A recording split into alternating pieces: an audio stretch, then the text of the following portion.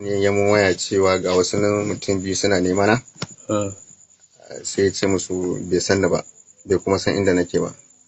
So ya mun waya, da ya mun waya ni kuma ina zaune inda na yi sallah, sai ga mutum biyu sun zo wajena, ɗaya kuma ya tsaya a eka, su uku ne. Biyu suka zo, sai ɗaya ke tambaya ta cewa su jami'an civil defense ne, sun zo ne akan alfarmar wasu yaransu na harkar aikin post. Sai na ce to waye turo, suka ce wani Ahmad ne. Na ce to su bani lambarsa in kira shi in wannan. Ina cikin haka kawai sai na ga ɗaya yana kokarin zai zaro wuka.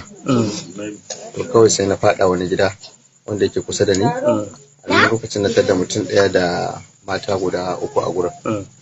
Suka shigo gurin da wuka, suka tattara mu gaba ɗaya, suka ce su ba wajen suka zo ba, su kwantar da hankalinsu, wajena suka zo.